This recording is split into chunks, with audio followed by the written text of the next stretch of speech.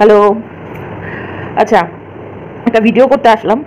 একটা মানে কি বলবো, আজকাল তো সব লাইভগুলি ঐতিহাসিক হয়। একটা লাইভ দেখলাম, দেখে ভাবলাম যে এই যে ম্যাডাম যে বলেছেন এত কথা সবাইকে যে মুখের ভাষা দেওয়া যাবে না, এই দেওয়া যাবে না, তাহলে ম্যাডাম আপনার যে যারা আছে আপনার সাবঅর্ডিনেট তারা তো দিচ্ছে, তাদের কথা বাদই দিলাম, তাদেরটা আপনার চোখেও ধরা পড়ে না, কানেও শুনতে পান না, আপনি একেবারে গান্ধারী সেজে তাদের ক্ষেত্রে রয়েছেন। তো আপনার যে নতুন আরেকটি জুটেছে আপনার দলের মধ্যে, খাতা বলে সামথিং খাতা, তো তার মুখের ভাষা তো ভাই অসাধারণ, মানে ইনক্রেডিবল, ভাষায় প্রকাশ করা যায় না, অনির্বচনীয় একদম।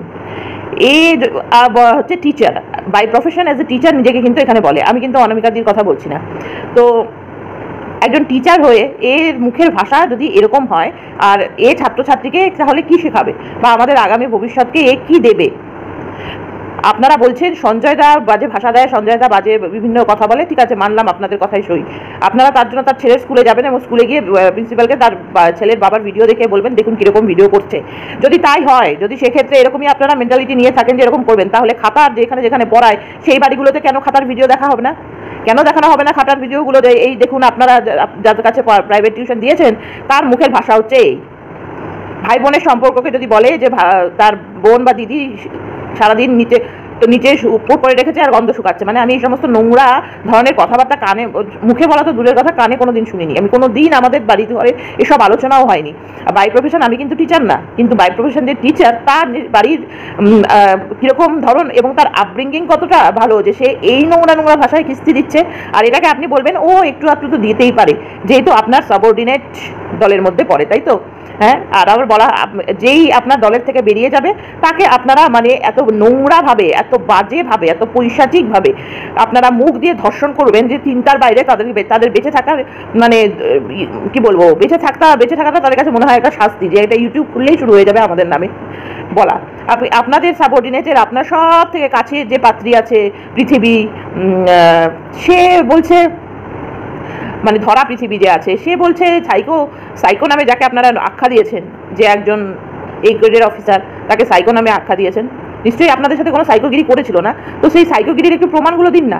এই ভুলভাল কল রেকর্ড শুনিয়ে কী করবেন? দেখুন, কল রেকর্ডটা কী জিনিস বলুন তো? আজকে আপনার সাথে আমার যদি কথা হয় ম্যাডাম, দুদিনের বেশি 3 দিন যদি কথা হয়, তাহলে আপনিও দুটো কথা আপনার মনের বলবেন, আমিও দুটো কথা আমার মনের বলবো, এরপরে এটাকে কল রেকর্ড বানিয়ে আপনি আরামসে চালিয়ে দিতেই পারেন। কিন্তু এটাকে কোনোভাবেই কল রেকর্ডটাকে আমরা প্রমাণ হিসাবে ধরবো না, কারণ কল রেকর্ডটা কোর্টেও প্রমাণ হিসাবে ধরা হয় না, কারণ কল রেকর্ডে মানুষ মানে সাবলীলভাবে আরেকটা মানুষের সাথে কথা বলে, কখনো ভাবে না যে এটাকে রেকর্ড হিসাবে প্রেজেন্ট করা হবে কোনো জায়গায়, কোনো ওটিটিতে।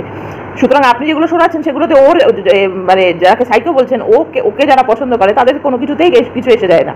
আজকে আবার আপনার ধরা বলছে যে সাইকো নিজের, এতদিন বলতেন যে সিমেন্ট পড়ে গেছে, বাচ্চা হবে না কোনোদিন, আজকে বলছে আবার বাচ্চা হয়েছিল, বাচ্চাটাকে নিজেই নাকি 6 মাসের বাচ্চাকে মেরে ফেলেছে। এগুলো প্রুফ বা প্রমাণ দেবেন না? আপনারা আমাদের কাছে প্রুফ প্রমাণ চান যখন আমরা কিছু বলি কাউকে, বা বলুন স্ক্রিনশট দিতে বলেন, কল রেকর্ডিং দিতে বলেন, তাহলে এইগুলোর প্রুফ দেবেন। এই যে এত বড় কথাটা বললো যে বাচ্চাকে মেরে ফেলেছে 6 মাস বয়সে, এটার প্রমাণটা আমি কিন্তু চাই, এর প্রমাণটা আমি চাই। আর কি চাইলো বা না চাইলো, এর প্রমাণটা আমি চাই। আর আরেকটা জিনিস যেটা চাই সেটা হচ্ছে যে ভাই আপনারা একটু বলুন তো, যারা আছেন এই ভিউয়ার্স এবং আমার কো-ক্রিয়েটর যারা আছেন, ভাই সরকারি হসপিটালটা কি শুধু গরিবদের জন্য তৈরি হয়েছে? আমার তো এরকম কিছু জানা ছিল না। আমি জানতাম যে সরকারি হসপিটালে ডক্টর অল টাইম পাওয়া যাবে, সেই কারণেই বেশিরভাগ মানুষরা সরকারি হসপিটালে যায় আউটডোরে ডাক্তার দেখানোর জন্য। কারণ ধরে নিন যে আমি যেখানে থাকি সেখানে একটা ডক্টরের চেম্বার বিকেল 5টা থেকে 7টা অবধি খোলা, 7টার পর বন্ধ হয়ে যাবে, ডক্টর বাড়ি চলে যাবে। এবার আমার যদি কোনো ধরনের সমস্যা হয়, কোনো ধরনের অসুবিধা হয়, আমি কি ওই চেম্বারে গিয়ে ডাক্তার দেখানোর চেষ্টা করব, নাকি আমি ডাইরেক্ট সরকারি হসপিটালে চলে যাবো? যে কি ওখানে যেহেতু আমি ডক্টর বা সার্জেন বা যারা ইন্টার্নশিপ করছে তাদের কিছু না কিছু একটা আমি মানে রেমেডি করতে পারবো।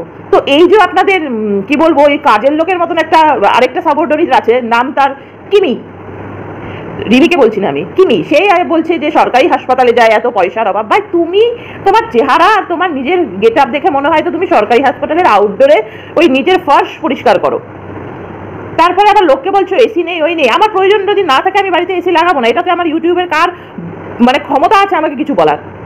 কার ক্ষমতা আছে? কার মানে who the hell he she যে সে বলবে যে ও কেউ কারোর বাড়িতে এসি লাগাবে কি লাগাবে না?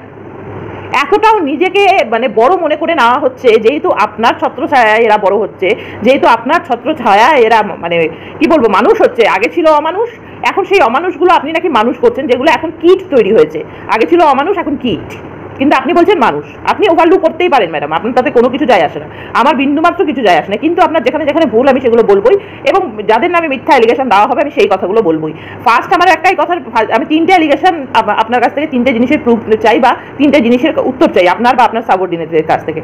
প্রথম, এই যে নোংরা বিচ্ছিরি ভাষায় গালিগালাজ করে যে টিচার, সেই টিচারের ছাত্রছাত্রী যাকে পড়ায় তাদের বাড়িতে কেন যাওয়া হবে না তার ভিডিও নিয়ে, যদি সঞ্জয়দার বাড়িতে, সঞ্জয়দার ছেলের স্কুলে সঞ্জয়দার ভিডিও নিয়ে যাওয়া হয়, এই খাতা যাদের যাদের পড়ায় তাদেরকে কেন তার ভিডিওগুলো দেখা হবে না? এত নোংরা ভাষায় কথা বলছে যে।